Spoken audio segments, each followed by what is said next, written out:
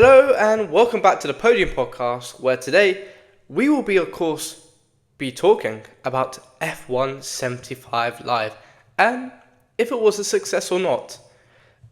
First of its kind, and personally, we'll get onto this later, but better than I expected.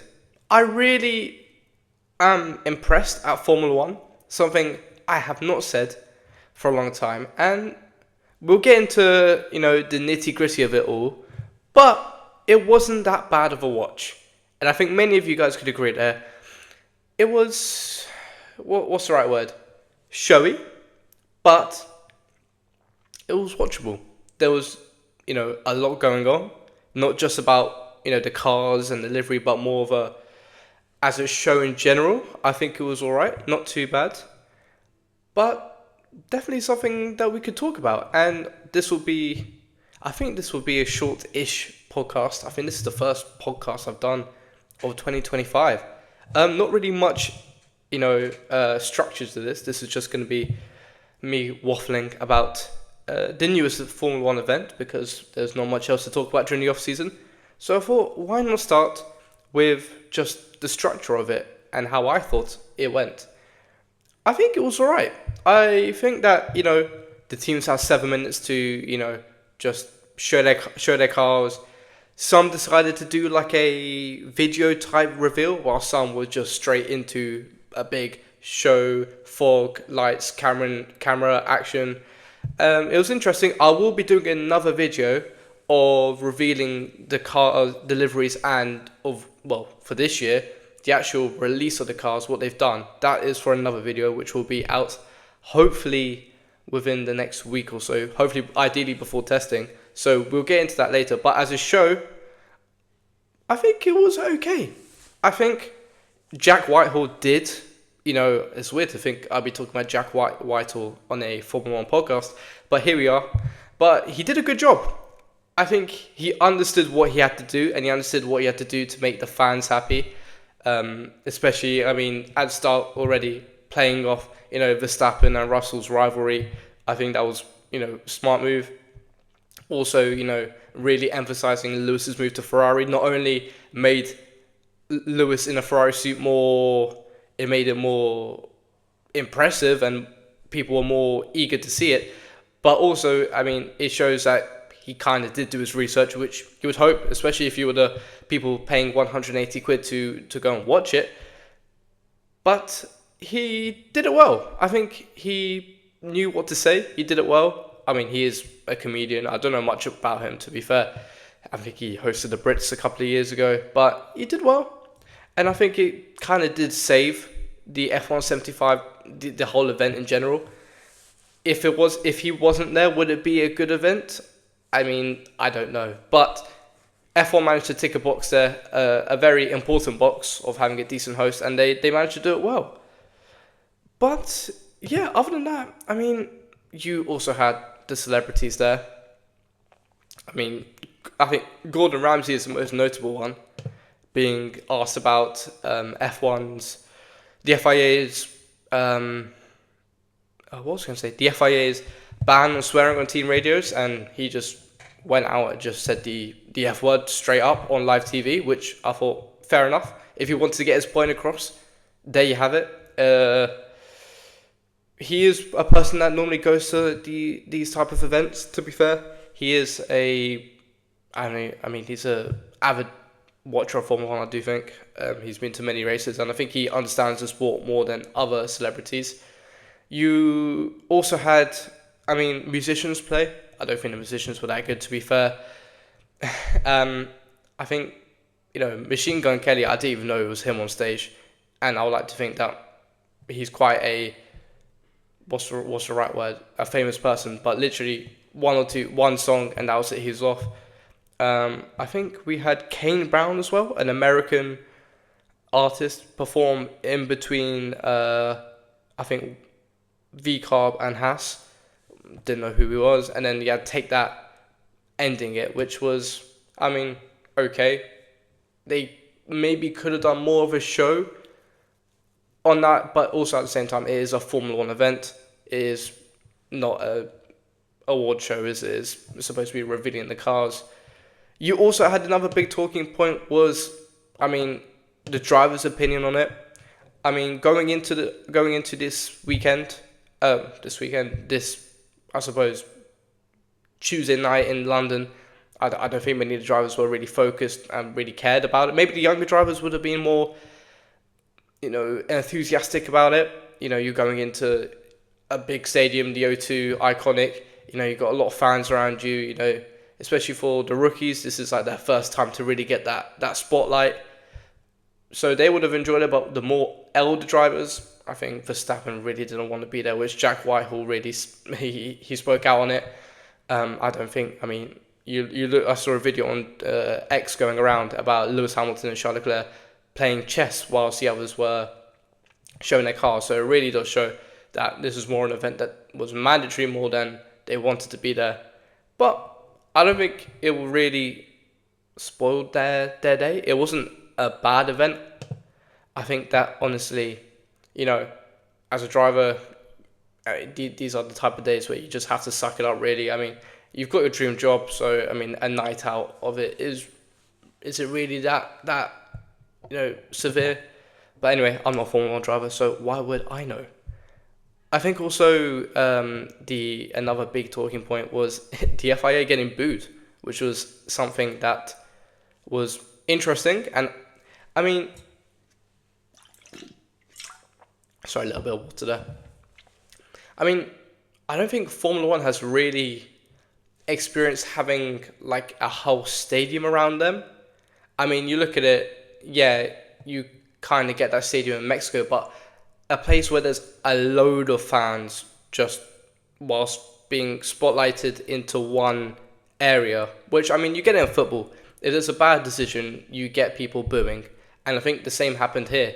They were talking about, I think Laura Winter was talking about the great work that the FIA has done, and you could just hear boos just surrounding the O2. It was almost drowning her out, which I think is great because it shows the true feeling of the fans. I think that it shows that, the fans can't be just shut up. It's easier in a Grand Prix weekend for Formula One just to focus on the drivers and, the race and stuff like that and not really get what the fans think, which is different to other sports because other sports, it's raw, it's live, it's right there, it's surrounding the whole event, whilst in F1 it's a different sport in general. And so it really does show the general public opinion of the FIA and what they've done right and more what they've done wrong. And I think going into next year, I mean, the stewarding will be a big talking point. Don't think it's gonna go away that easy, and I do think that I might make another video. I might make a video on it, which you guys should really keep an eye out for. Moving on, another big talking point was, for me, I thought which was really, really cool and really interesting was the F1 movie. They had a little teaser, little trailer, you could say, about the new F1 movie, which will be coming out later this year. I think end of June this year, which I am obviously very interested in. It is directed by, what's his name again? It was directed by, Jerry Bruckheimer, someone like that. And to be fair, it looks really interesting, and I think that this movie will probably be one of the biggest talking points of this year. It will invite, I think if Netflix manages to get this many fans in the door, the movie will do incredible numbers on the amount of Formula One fans, which will be introduced this year. And it'll be great if there is a good title fight as well. I mean, F1, to be fair, it only seems positive for them. You got two huge names in Hollywood, Brad Pitt and Damon Idris, I think it is. Two big names. You got a star-studded lineup. You got a great producer that also made Top Gun Maverick, which is also a great film. You've also got the F1 drivers having an input to what it is and how realistic it should be. So, I mean, I think if it's a good film, wow. I think the amount of people that will be introduced to our sport, it will be incredible. But yes, that is pretty much the biggest talking points done. I thought let's do a little bit of a segment of the top best moments, the top 3 best moments, and the top 3 worst moments. Let's start with the top 3. Should we start with top 3? Yeah, let's start with top 3 best moments. I thought at number 3, I put Jack Whitehall. I think he was really, really important in making sure that the event as a whole was not just some boring, just one car after another. Oh, here it is. Here's the car. It looks really cool. It looks really great. Moving on. I think that he knows the game. He knows how to host, which is beneficial for Formula One. He did a great job. I think he made jokes that are catered towards Formula One fans and non-Formula One fans, which is, I think, a great merging point. And I think hopefully people like him in more of the mainstream media doing an event with Formula One will introduce more people to the sport. He had some comedic value, I suppose. He also was quite informative. He interviewed the drivers. He knew what he was talking about, which is very important. And I think he did a great job. I think he made Tuesday night what was Tuesday night. I also put in number 2 of, I mean, to be fair, this will be kind of like a insider to the next video, but I put Aston Martin's reveal as a whole. Livery we'll talk about, it's a bit boring, but their whole, it was just, for me, incredible. They had like a 007 James Bond inspired livery reveal.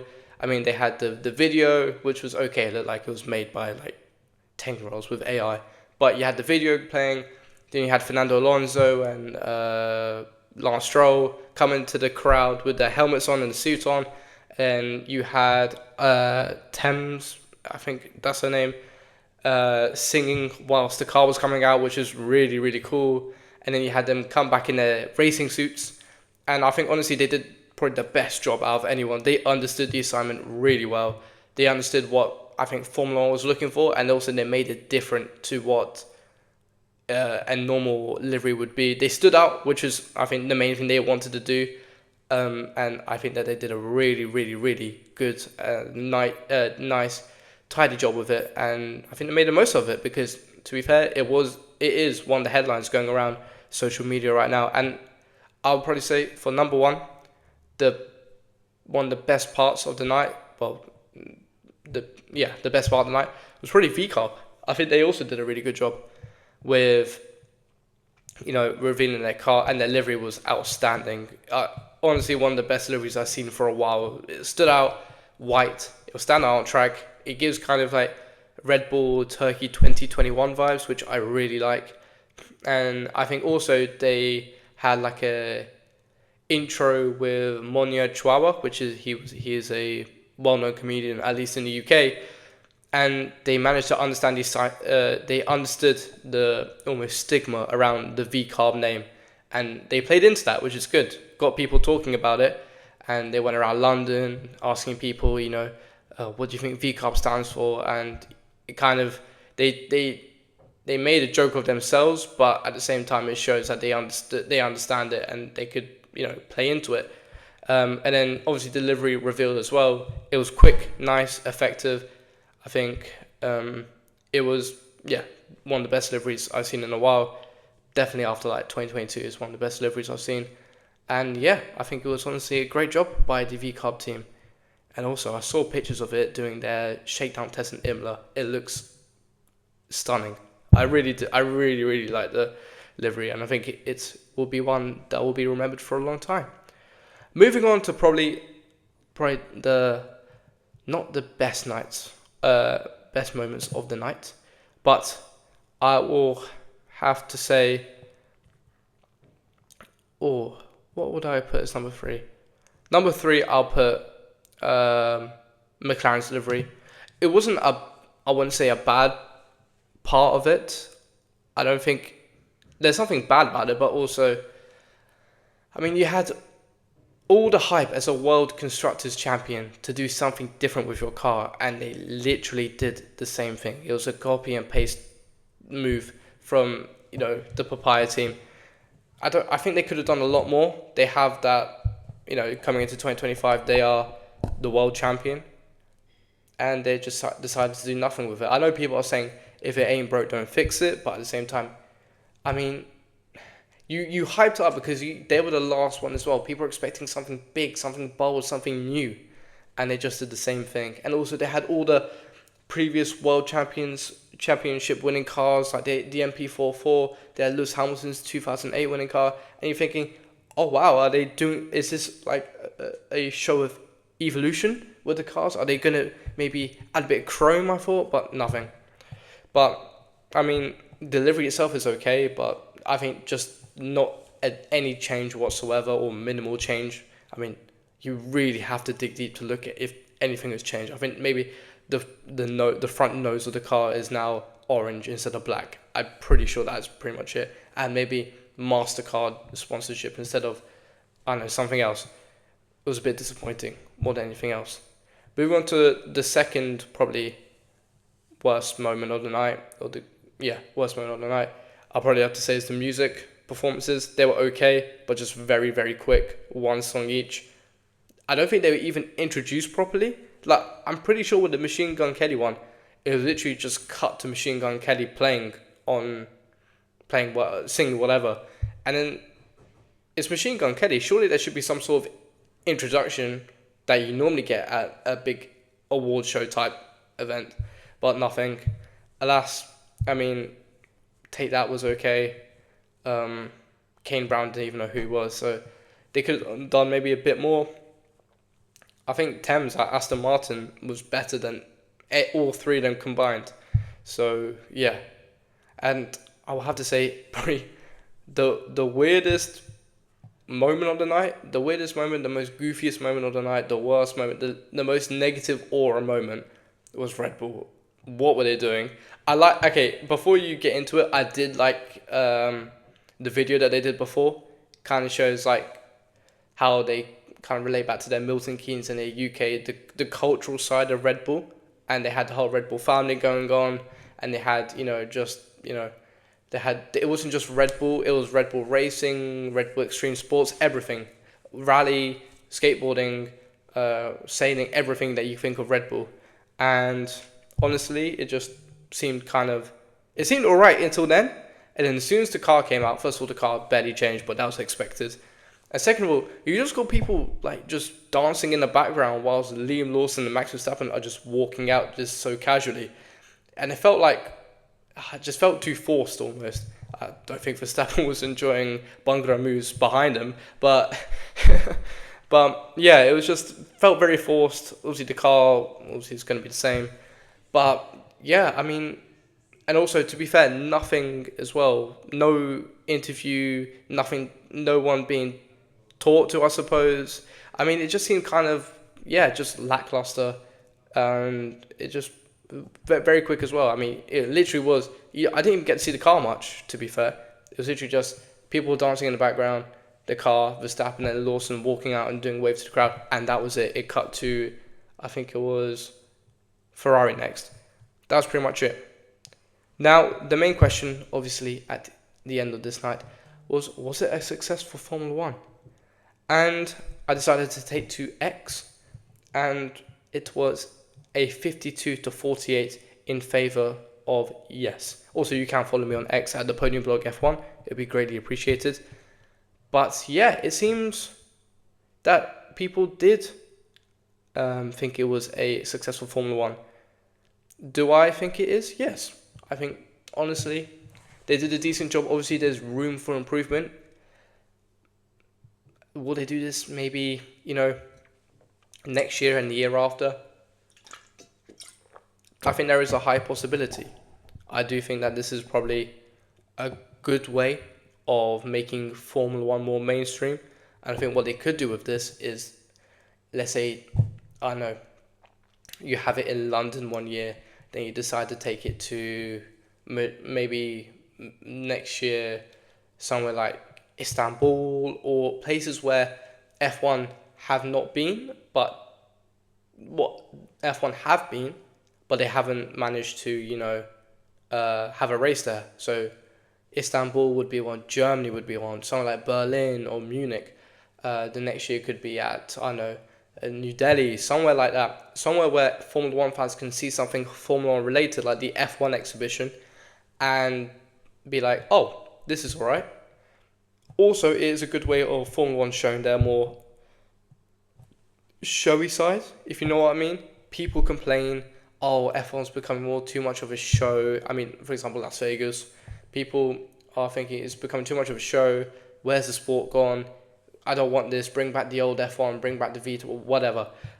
But this is just purely show. You cannot get anything else but show. There is no racing.